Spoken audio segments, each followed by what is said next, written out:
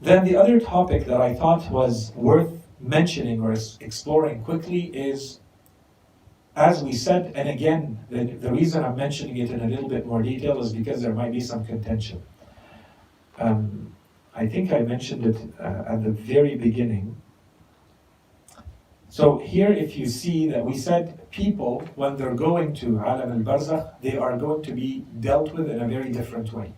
There's a lot of variance between what's happening to one person and what's happening to another person.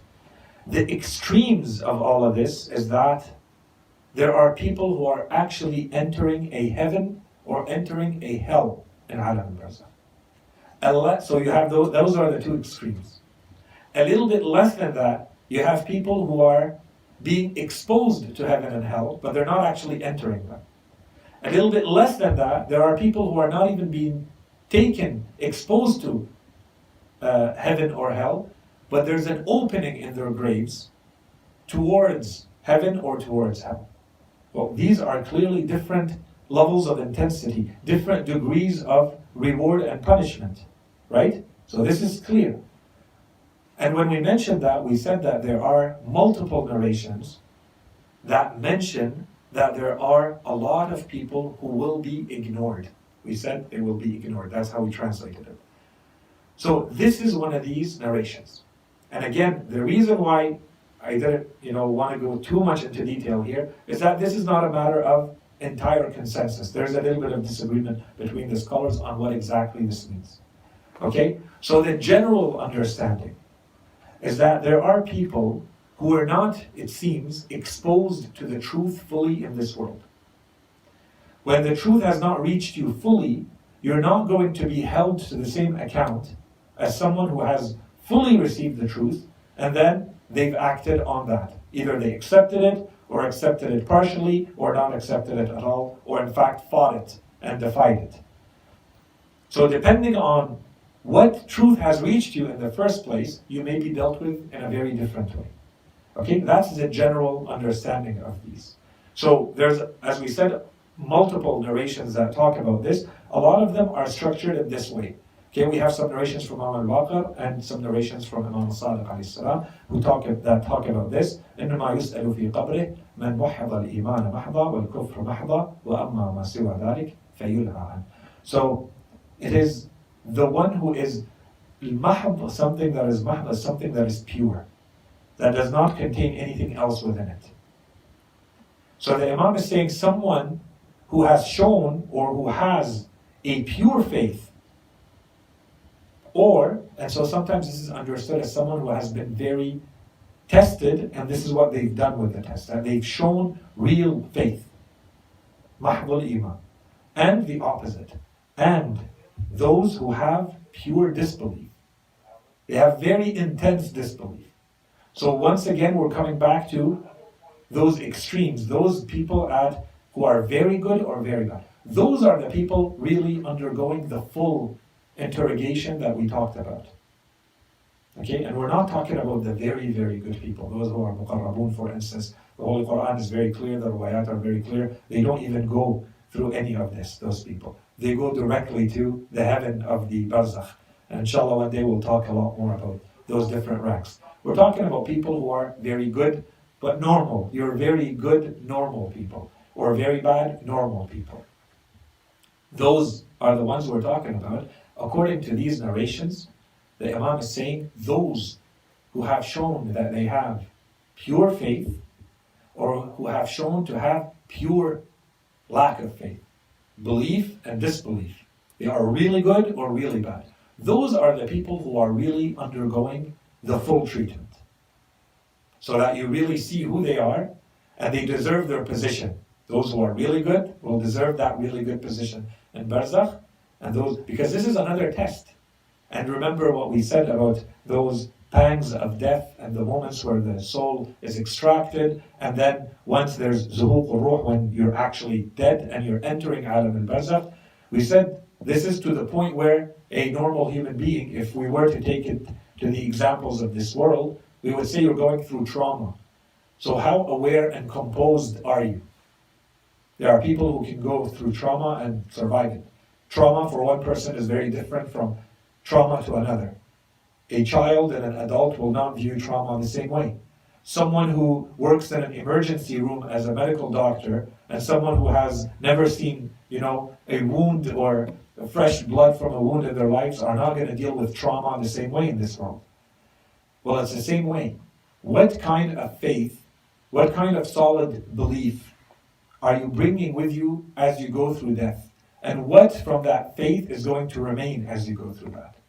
So that it can actually withstand, and we didn't go through all the narrations that talk about this, there's a lot of them, how Iblis, Satan, the evil devil, shows up as you are dying, and how he tries to seduce you even in those moments, to dupe you and trick you and distract you, to make you forget God, to make you doubt your religion, to make you doubt your faith, and he'll try. This is his last chance. You're leaving this world. Are you actually going to leave with a full faith or not? Well, it depends how solid you were. This is no different than you going through all sorts of stuff in this life. So of course someone who actually prays all their prayers all the time, they have anchored that prayer a lot more deeply in themselves as someone who prays from time to time.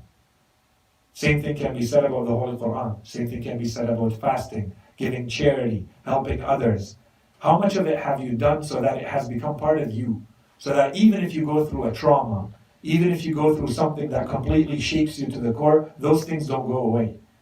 Nothing that can happen is going to make you doubt those things. Okay, so this is what you leave this world with, based on all of that. So the Imam says in this narration, at the end, وَأَمَّا مَا سِوَى ذَلِكَ. So as for those who are not pure in their belief, and who are not pure in their disbelief, فَيُلْهَى عَنْهُ. Yulha is like they're too distracted to be concerned with them. So, to put that in short, we say they'll be ignored. Some have interpreted this ignored, yulha anh, as meaning that they go in a state like sleep or unawareness until the nafkhat as-sur, until this world ends with a blast in the horn. Inshallah, we're going to talk about that. And then they are raised like everybody else in the afterlife. Okay? So that's one interpretation of this. We have another narration here. Let's look at it quickly. Again, it's not translated. Just the translation is here, not the original. So Durais al-Kinasi says, and it's a long narration, I've taken out the before and after. This is a part that's relevant. So he asks the Imam, what will be the condition of those who believe in the one God? So they are muwahhidun. They believe that there is God, who is Allah subhanahu wa ta'ala, and He's one God, and who recognize the Prophet of Muhammad sallallahu alayhi wa alayhi, who are Muslims, but who have committed sins, and then they die without having an Imam that they recognize, nor do they know your wilayah. Okay, so very clear.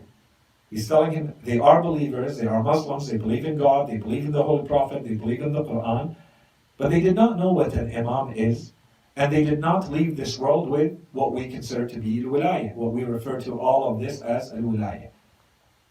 So the Imam answered him, as for those, they will be in their hole, so in their grave, in their hole, never leaving it. Why?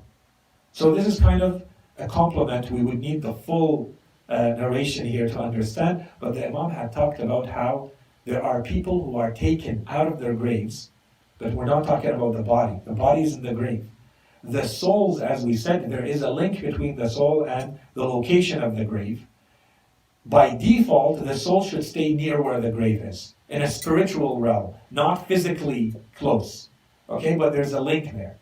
In this narration, the Imam is explaining that those who are very good are taken from those locations of their graves elsewhere to be with others who are good like them.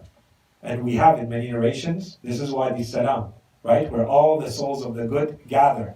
It doesn't necessarily mean that this is a geographic location. The geographic location has a link to that spiritual realm, that spiritual dimension. Okay, and we have the same thing on the location of those who are evil and who are bad.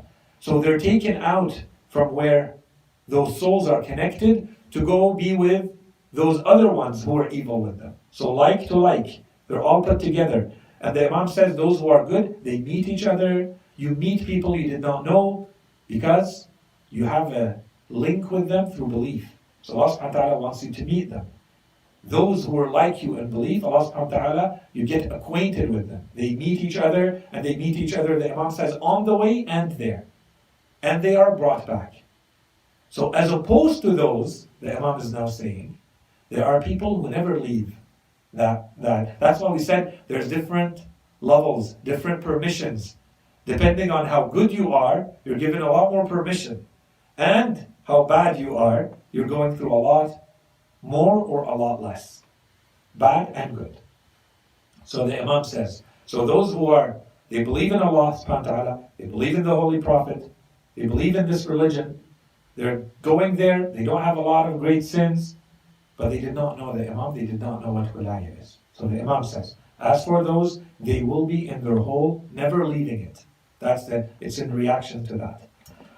Those among them who had good deeds and who did not show any enmity, so they did not show any hatred, they were not bad people against anyone. An opening shall be made towards paradise, and its smell will fill his grave until the day of judgment. Okay, when he will meet God, who will hold him accountable for his virtues and misdeeds, and then the outcome will be either toward heaven or hell. So Allah subhanahu wa ta'ala will judge them based on their actions. Those are left to the judgment of God. And this is a key important passage. There are people that Allah subhanahu wa ta'ala always says in the Quran, they are left to the judgment of God. Allah subhanahu wa ta'ala will decide. We can't decide. Even based on what we know, the Quran is not really talking to us about them. The Quran is explicit when someone knows the truth and rejects it, or someone knows the truth and accepts it. As for the others, it's always ambiguous. Allah subhanahu wa ta'ala is going to be the one who decides how to deal with them. They are left to the judgment of God. Then he added, so the Imam added, and so God will also do with the weak.